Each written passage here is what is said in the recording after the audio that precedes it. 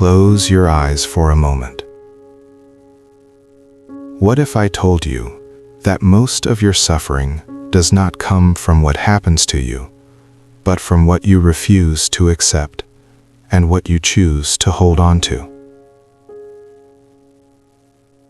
Tonight, you will hear two ancient Buddhist stories. One, about a mother who could not let go of her child. And one, about a man who could not let go of his anger. Two different lives, but the same truth.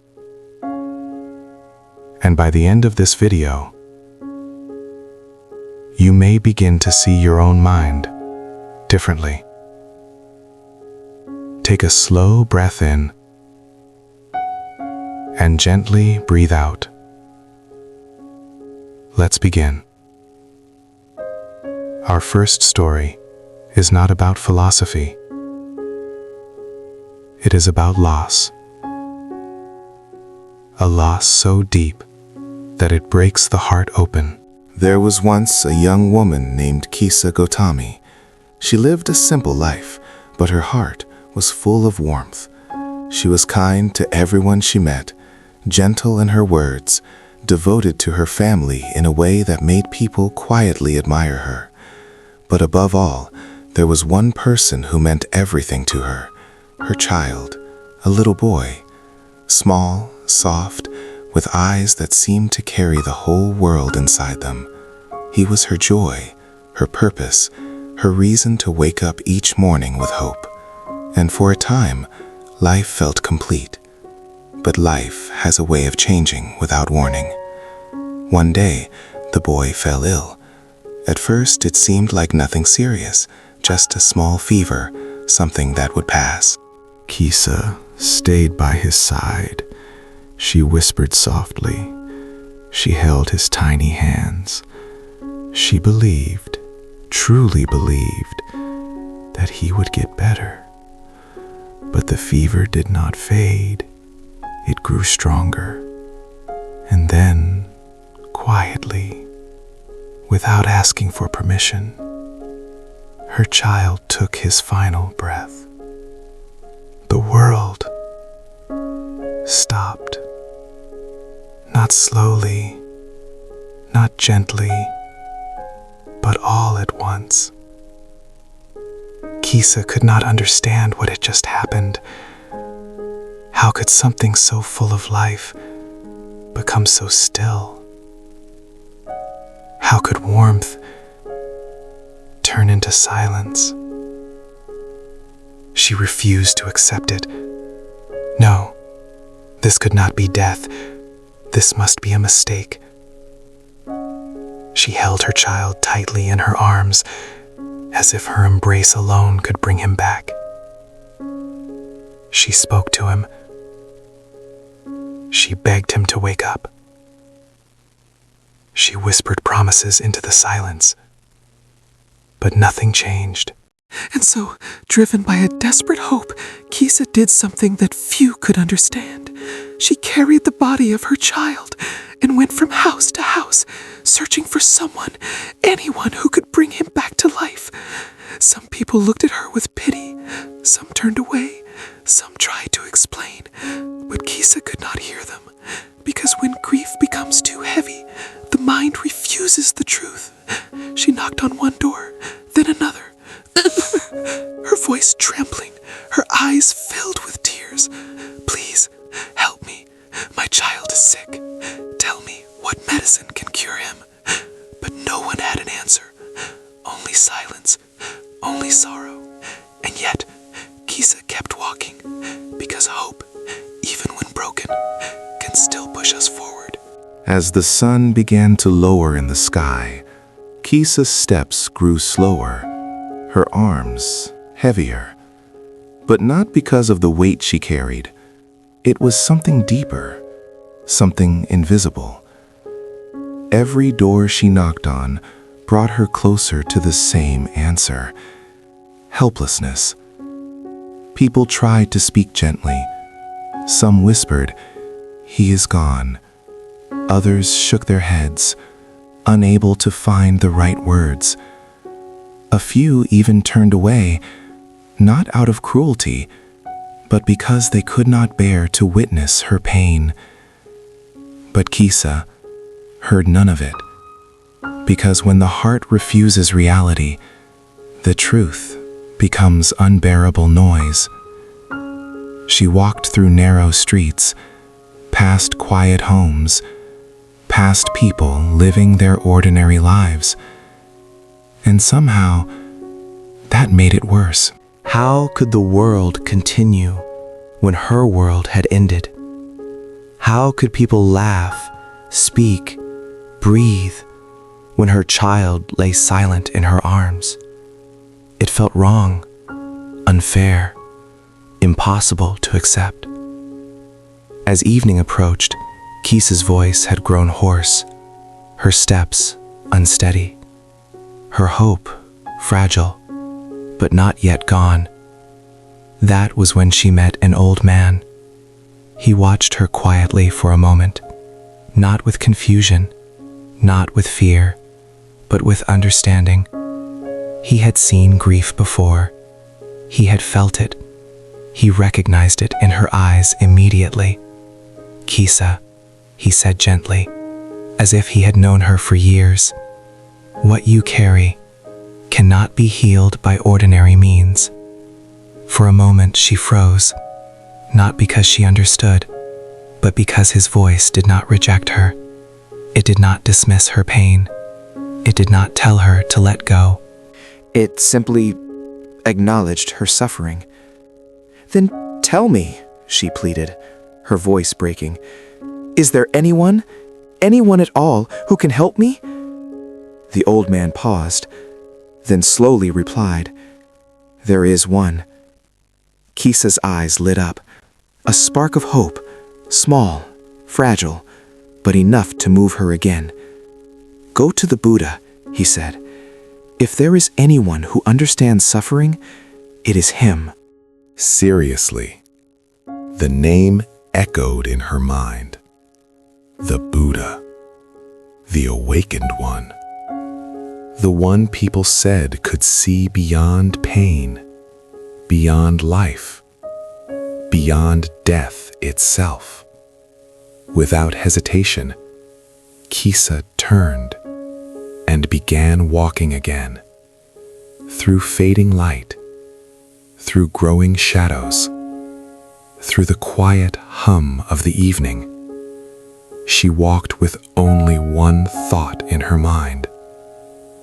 This time, someone will help me.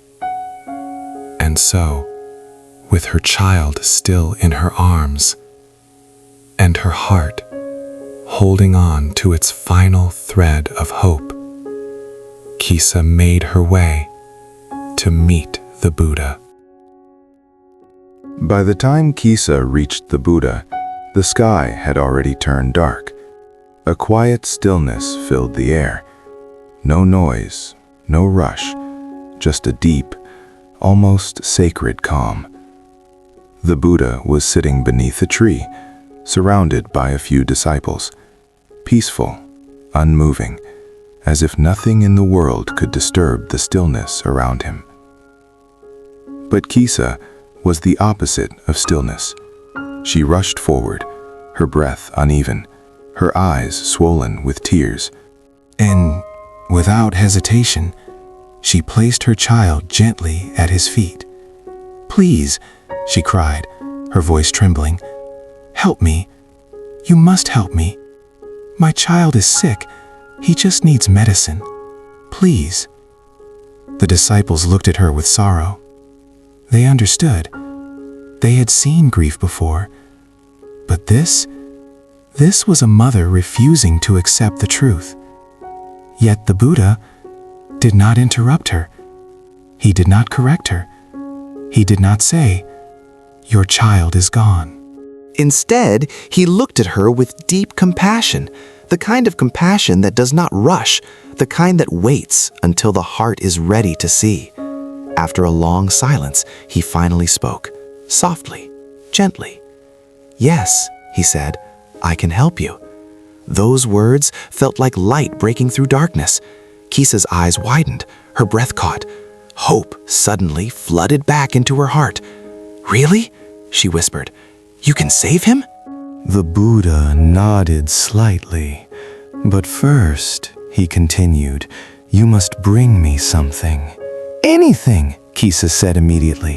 "I will do anything. Just tell me." The Buddha looked at her calmly and then gave a request so simple that it almost sounded too easy. "Bring me a mustard seed, but the mustard seed must come from a household where no one has ever died." Silence. For a brief moment, Kisa didn't fully understand. "Yes, I can do that," she nodded quickly. She picked up her child again, carefully, gently. Hopefully, as if afraid he might wake if she moved too fast. And without wasting another second, she turned and left. Hope had returned, but this time it carried something else with it. A quiet, unseen question. Was there truly a home untouched by death? Kisa did not know, not yet, but she was about to find out. Kisa walked into the night, holding her child, holding her hoe, holding on to a belief that somewhere there must be a house untouched by loss. The first house stood quietly at the edge of the village. A warm light flickered inside. Kisa knocked. A woman opened the door, her face kind, her voice gentle. "Yes, how can I help you?" Kisa stepped forward, her eyes filled with urgency. "I need a mustard seed," she said quickly, "but it must come from a home where no one has ever died." The woman paused. Her expression changed. Not confusion, not rejection, but something heavier, something familiar. She looked at Kisa, then slowly lowered her eyes. "I can give you the mustard seed," she said softly. "But my husband passed away last year." The words landed quietly, but they carried weight. Kisa stood still for a moment, as if the answer didn't quite reach her. Or perhaps she chose not to let it reach her.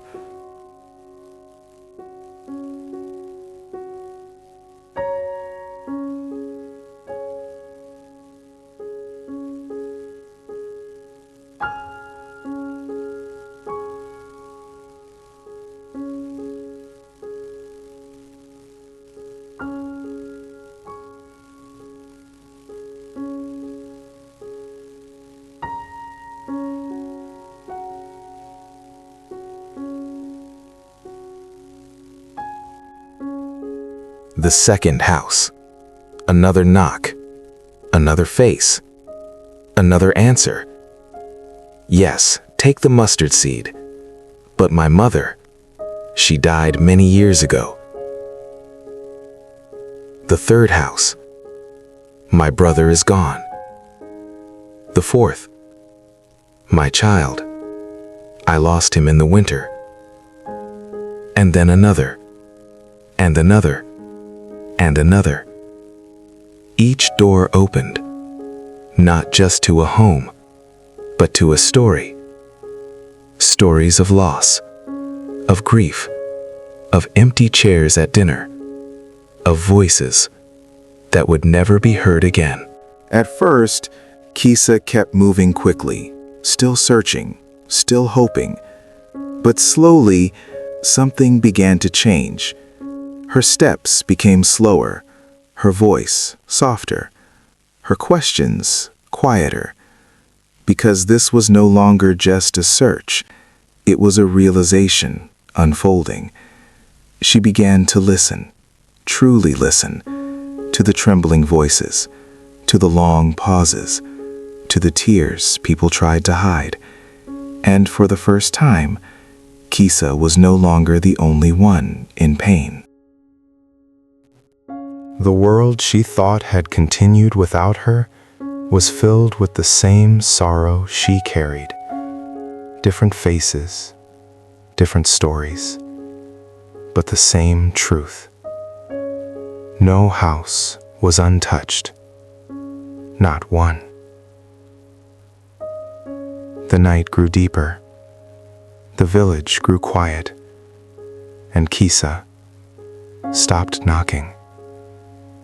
She stood alone beneath the dark sky, holding her child, but no longer searching, because the answer had already found her. The night was silent, not empty, but full of everything Kisa had just heard. Voices, stories, loss. She stood still beneath the dark sky. No more doors, no more questions, no more searching, only understanding. For the first time since her child had fallen ill, Kisa did not try to change reality. She did not beg, she did not hope for a miracle, because something inside her had shifted. Slowly, she looked down at her child, the same small face, the same tiny hands, but now she saw something she had refused to see before. Stillness, not sleep, not sickness, but stillness. And in that moment, the truth she had been running from finally reached her heart. This is death. Not as something cruel, not as something personal, but as something universal. Tears began to fall. Not the desperate cries from before, but quiet tears, soft, deep, real. She remembered every door, every face, every story.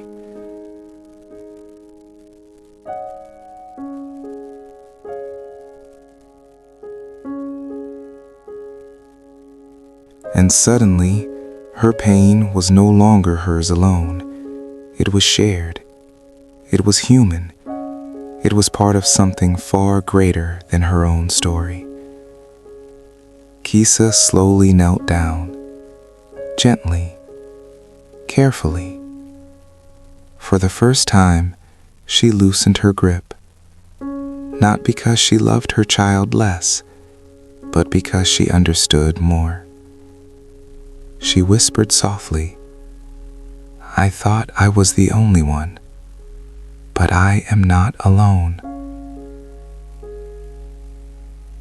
The wind moved gently through the night, as if the world itself was breathing with her. And then, with a heart still heavy, but no longer resisting, Kisa made a choice. She would let go, not forget, never forget, but let go of the suffering that came from refusing what is. She rose slowly, holding her child one last time, not in desperation, but in love. And then she walked, not to another house, not to search, but back to the one who had shown her the way, back to the Buddha. When Kisa returned, the night had grown quiet. The world felt different, not because anything outside had changed, but because something inside her had. She approached the Buddha slowly, no longer rushing, no longer pleading. She placed her child gently before him, not as someone asking for a miracle, but as someone who had finally seen the truth. The Buddha looked at her, the same calm presence, the same deep compassion. "Did you bring the mustard seed?" he asked softly. Kisa lowered her eyes. Her voice was quiet, but steady. "No, Blessed One." Then she continued, "I went from house to house, and in every home, someone had died. A long silence followed, but this silence was not heavy. It was clear, peaceful. The Buddha nodded gently, not surprised, because this was the lesson. Kisa took a slow breath, and for the first time, there was no resistance in her heart. "I thought my suffering was mine alone," she said, "but now I see, death comes to all." Her words were simple, but behind them was a deep transformation. The Buddha spoke. Just as a storm touches every field, death touches every life. He looked at her, not with pity, but with understanding. When one clings to what must pass, suffering follows. Kisa listened, not with desperation, but with clarity. And when one sees the nature of all things, the Buddha continued, that they arise and pass away, peace becomes possible. Those words did not erase her pain, but they changed her relationship with it. Kisa closed her eyes for a moment, breathing in slowly, breathing out. The weight in her chest was still there, but it was softer now. She bowed her head, not in defeat, but in acceptance. Later, Kisa gave her child a proper burial, with care, with love, with dignity. And in doing so, she honored not just his life, but the truth of all life. From that day forward, Kisa walked a different path, a path of awareness, of understanding, of letting go. Not because she had forgotten her child, but because she had learned something deeper.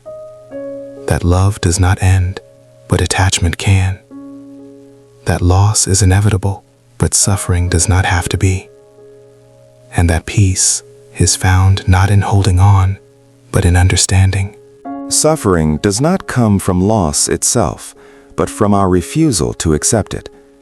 When we see that everything in life is temporary, every person, every moment, every breath, we begin to loosen our grip, and in that space, peace quietly appears. And yet, even after understanding loss, there is another suffering that follows us every day. Not the pain of losing someone, but the pain we create ourselves, the pain of anger. And sometimes that pain burns even stronger than grief. Our next story is about a man who carried that fire. The fire of anger. It was a quiet day. The air was still, the atmosphere calm, as the Buddha sat among his disciples, sharing his teachings. People had gathered from many places. Some came seeking peace. Some came seeking answers. Some simply came to listen. And in the center of it all sat the Buddha, calm, grounded, completely present. His voice was soft, yet clear. Each word carried a sense of stillness that gently settled into the hearts of those listening. But not everyone felt at peace. At the edge of the crowd stood a man, his face tense, his breath heavy, his eyes burning with anger. He had heard about the Buddha, about the growing number of followers, about the respect, the admiration, and something inside him could not accept it. To him, this was not wisdom. This was a threat. Who does he think he is? The man thought. Why do people listen to him? Why do they respect him so much?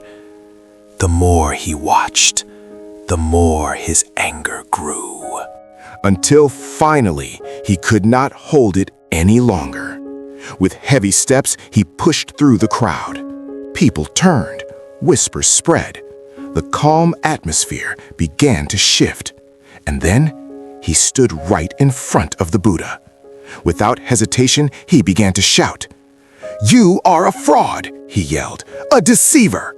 Who do you think you are, sitting here like you are better than everyone else? His voice cut through the silence like a blade, harsh, loud, full of fire. The disciples were shocked. Some felt anger rise in their own hearts. Some wanted to stop him. Some could not believe such disrespect. But the Buddha did not move. He did not react. He did not interrupt. He did not defend himself. He simply listened. And that only made the man more furious. The man's voice grew louder, each word sharper than the last.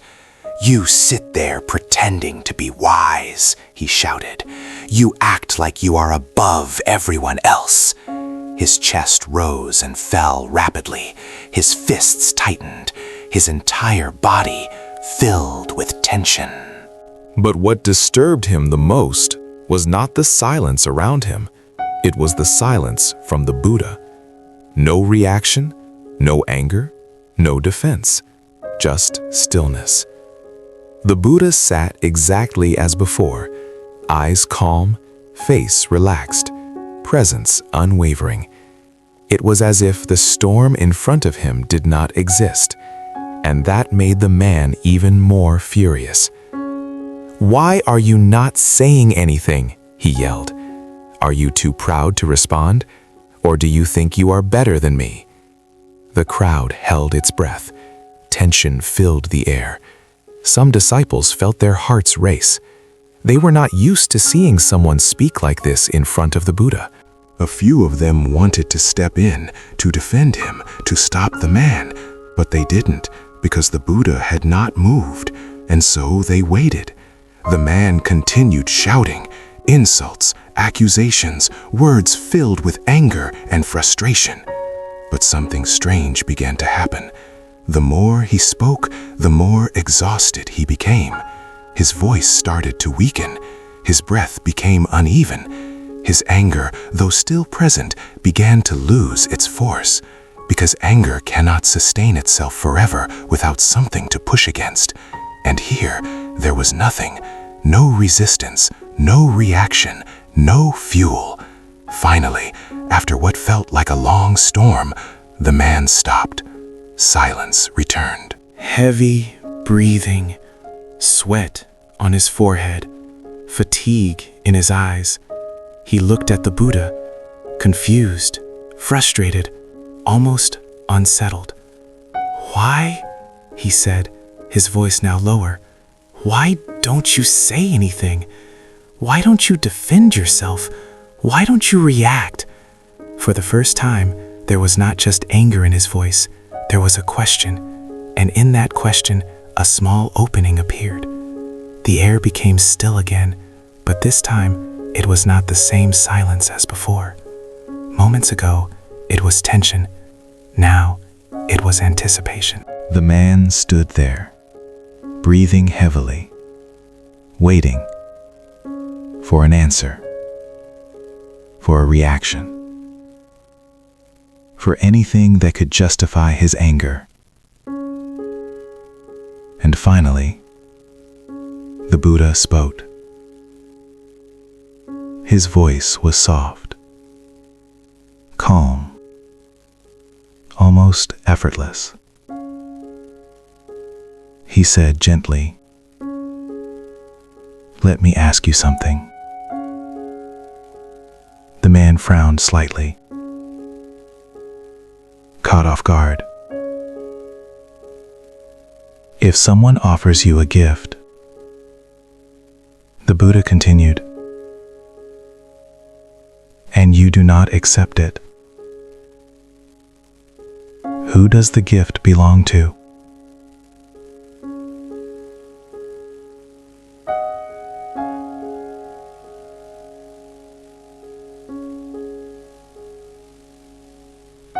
The Buddha nodded, a small, knowing smile appearing on his face.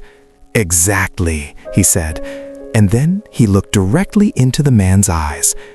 "And in the same way, if you offer me your anger, and I do not accept it, then to whom does that anger belong?" Silence. Not the silence of tension, not the silence of confusion, but the silence of realization. The man froze. His mind stopped. The words echoed inside him, again and again and again. If I do not accept it, then it belongs to me. For the first time, he saw it. All the anger he had carried, all the words he had thrown, all the fire he believed he was giving away, had never left him. It had stayed, burning, consuming, quietly hurting only himself. The Buddha had not rejected him, had not fought him, had not humiliated him. He had simply not taken the anger, and suddenly, everything became clear. The man stood there, completely still.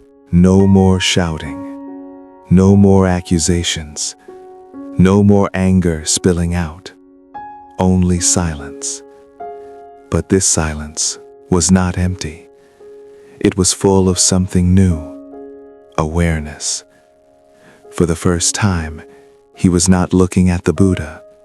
He was looking at himself. The words echoed again in his mind. If I do not accept it, then it belongs to me. His breath slowed. His shoulders, once tight with tension, began to loosen. The fire that had filled his chest was no longer raging. It was fading, and in its place, something unexpected appeared. Shame. Not the kind that destroys, but the kind that awakens. He remembered his words, every insult, every accusation, every moment of anger he had thrown forward, hoping it would hurt someone else. And now, he saw clearly, it had only hurt him. His hands trembled slightly, not from rage anymore, but from realization.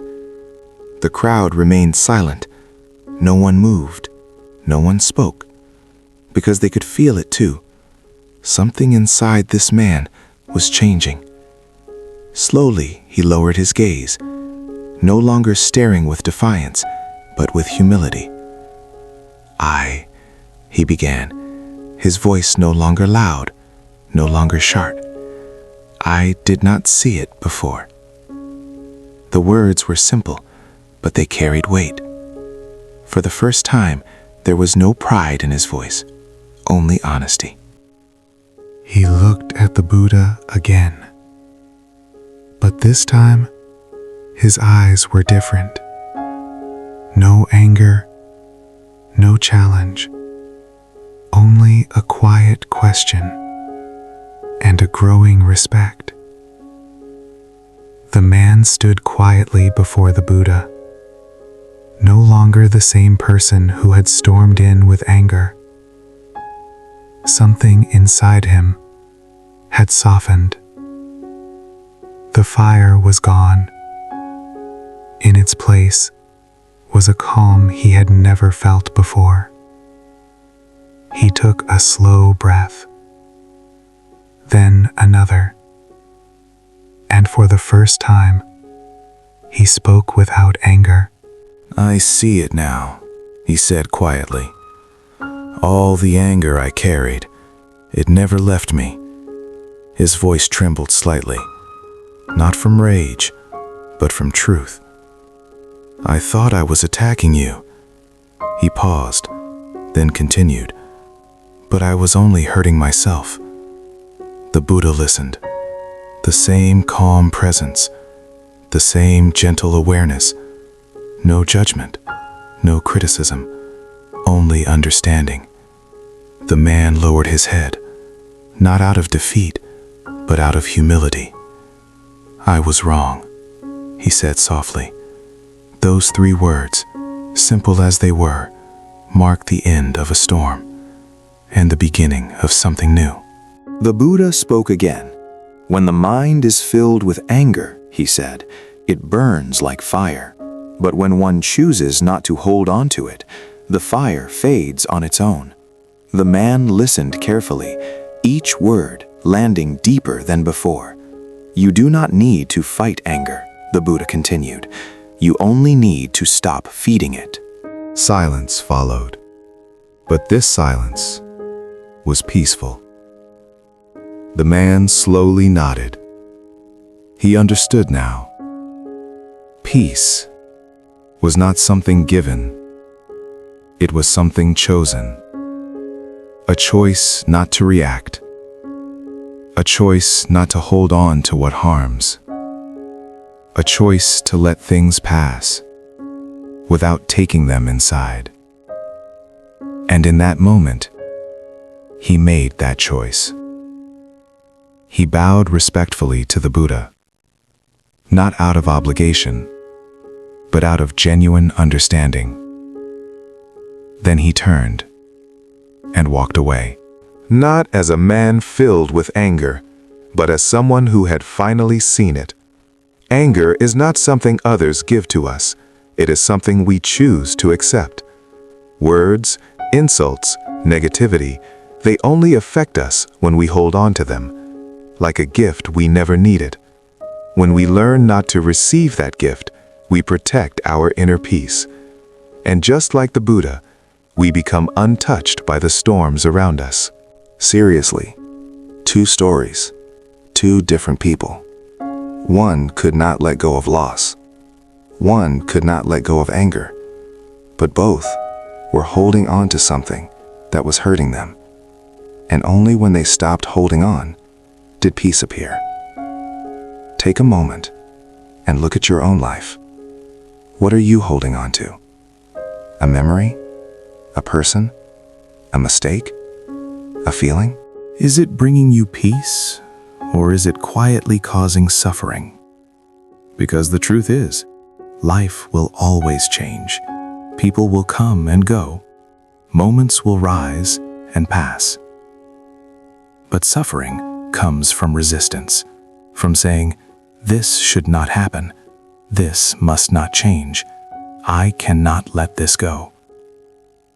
But when you begin to see clearly, like Kisa Gotami, like the angry man, you realize something simple but powerful. You don't need to control life.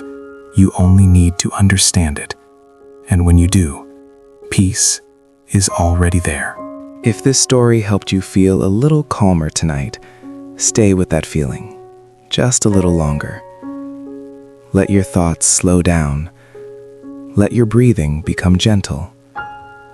And if your mind begins to wander, just return to this moment. Again and again. You are safe. You are here. And everything will pass. Good night.